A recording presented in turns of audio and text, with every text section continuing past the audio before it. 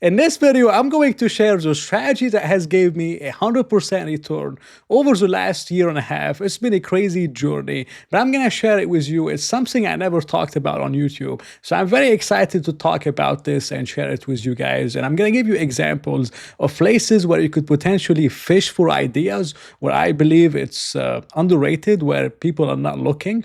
I think it could be very early if you could look into a lot of those areas and maybe use ChatGPT and find a lot of stocks in the places that I'm about to share. So I really hope you enjoy it. And if you do, all I'm asking, please press the like button and let me know what you think in the comments.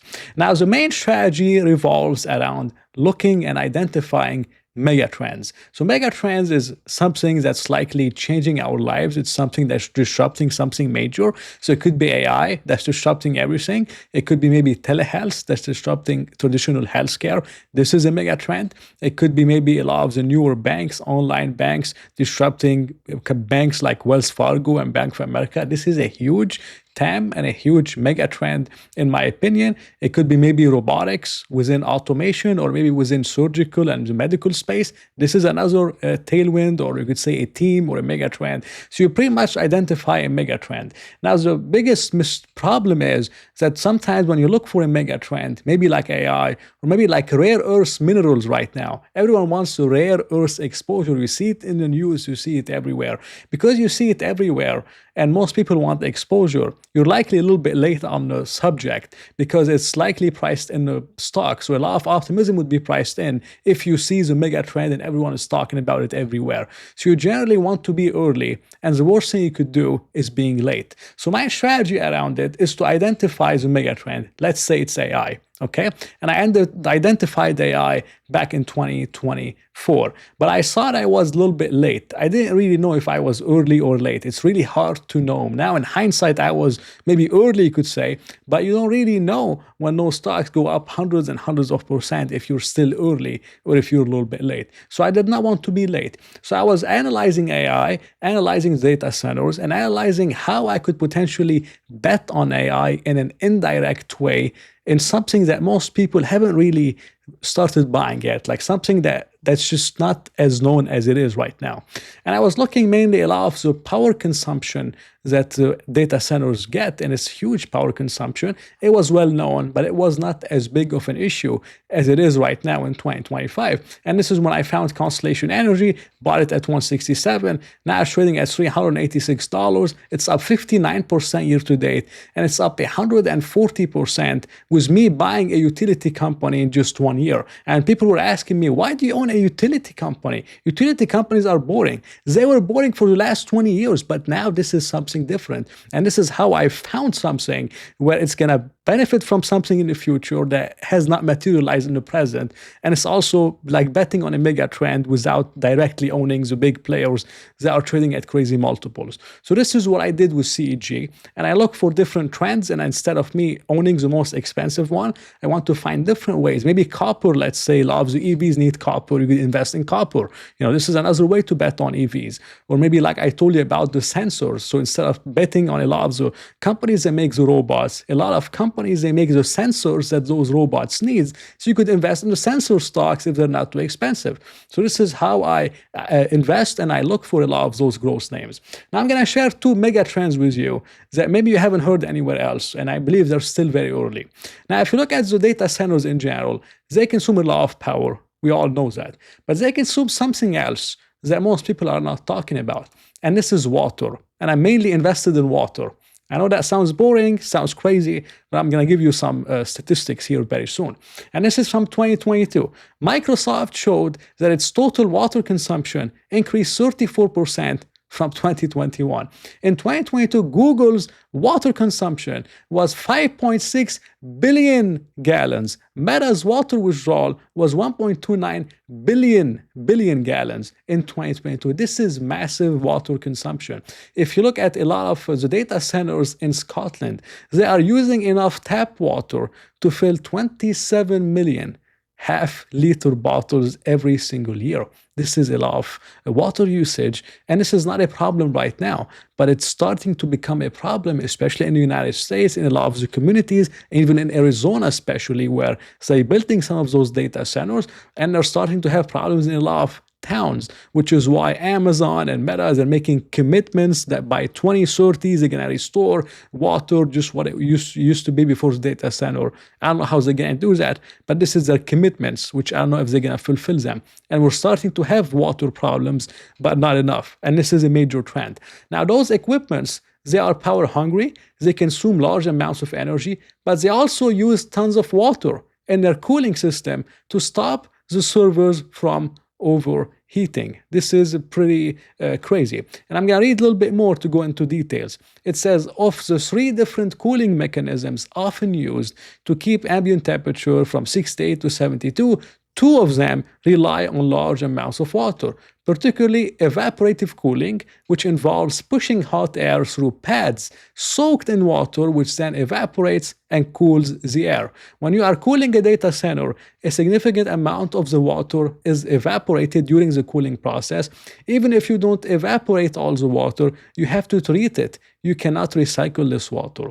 So again, I see a potential for maybe kind of the setup that I saw with Constellation Energy, where yes, the power outages and things were kind of a concern, but they were not as big of a concern as they are right now in 2025, and we're having electricity prices spike up. I think water is a little bit more abundant, but not in all areas.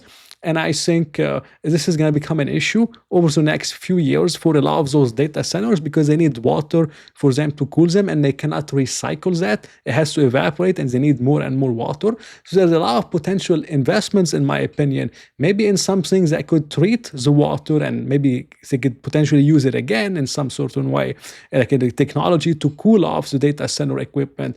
It could be maybe my personal favorite is owning some companies that own a lot of land where there's an abundance of water, abundance of natural resources, where a lot of those data centers in the future could potentially be built on those lands, and those companies that own the land can supply water and maybe electricity and whatever those companies need the data centers to operate, and they're going to collect fee recurring revenues like a Constellation Energy business model, but mainly within water because they have so much water in those lands and have an abundance in natural resources. So this is what I'm mainly looking at, and you could again use ChatGPT and AI and a lot of things to find those ideas, but this is what I'm looking at water treatment kind of stocks and water infrastructure, or maybe landowners where they own a lot of land and there's an abundance of water, because I think water is going to become a huge problem over the next few years. And I'm trying to be early on this one. I'm not trying to be late.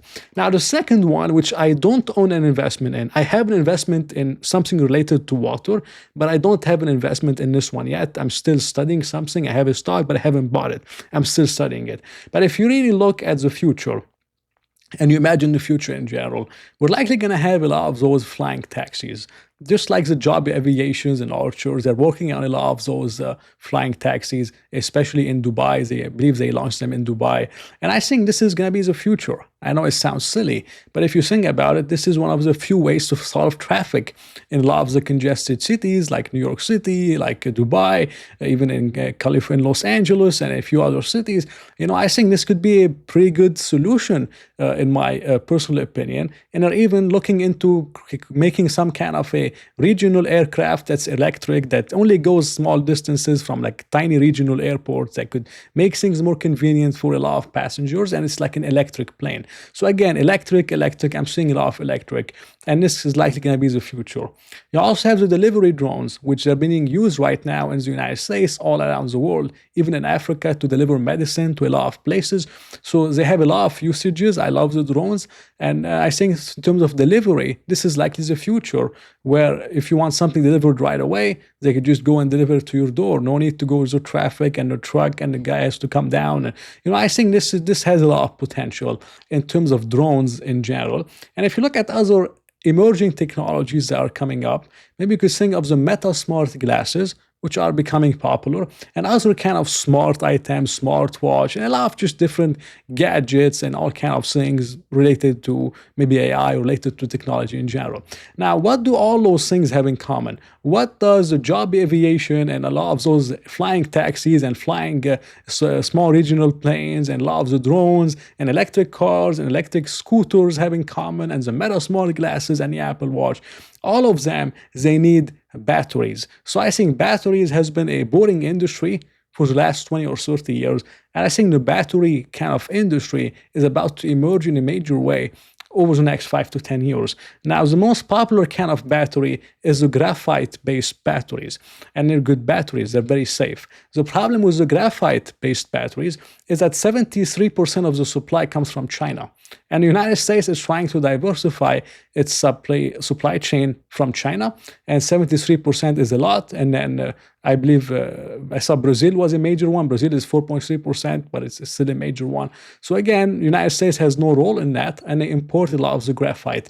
Now, there's an emerging technology that's taking market share from graphite-based batteries, and this is the silicon-based batteries. And I'm going to read some statistics to you so you can understand the difference. It says that the silicon-based batteries, they replace traditional graphite anodes with a silicon carbon composite that can easily be manufactured anywhere in the world. So they're more abundant. We don't need to rely on China. It offers up to 50% more energy density and faster charging without compromising cycle life. Silicon's ability to store up to 10 times more lithium than graphite enhances performance across battery formats. I'm going to read something else to you. It says, by combining hard carbon with silicon, the result is radically faster charging from 0 to 80% in under 10 minutes. Very, very rapid charging. This solves a lot of things within electric vehicles, a lot of things with the flying taxis. They also have a longer range. They last much longer, a longer lifespan, and higher overall performance across battery formats. So this is a boring industry, the battery industry. And the silicon-based battery is a technology that's revolutionizing everything. And this is a major mega trend with a lot of those things that are coming up. A lot of those technologies they need, even the robots and all those things, they likely operate on some kind of battery where you need to recharge them. So this is, again, a huge total addressable market. And I'm not saying a lot of people talk about it, which is why I'm very excited. Now, the biggest problem with the silicon-based batteries, I heard, is they're a little bit unsafe. This is what I heard. They're not as safe as the graphite-based batteries. I don't know really the details about that, but they've been used a lot, and they're using them in drones and a lot of the short flight kind of flying planes on electricity and a few other things, and they're starting to use them more and more. So this is a major trend, and I'm liking this trend very much. And I have a stock around this one. I haven't bought it yet. I'm waiting for my fair value. But again, you could go on ChatGPT and you could research it for yourself. And I'm showing you where to fish so you can find your ideas, look for your own things. And I'm giving you, things that I believe most people are not talking about in general. But if you're interested in joining my group and finding out a little bit more about what I do, where I'm buying something, where I'm selling something, you could potentially join my group here if you're interested. And if you're looking to maybe find out how to pick growth stocks in general, or some basic valuation guidelines to follow when you're valuing whatever stock you find in those industries that I talked about, you could potentially read my free article on how I doubled my money in less than 2 years. And I explained mainly some basic valuation checklist on the growth stocks that you could check out and spend on my X account. So that was my video for today. Not financial advice. Hope you enjoyed it. If you did, please press the like button and maybe consider subscribing. So I'll talk to you in another video.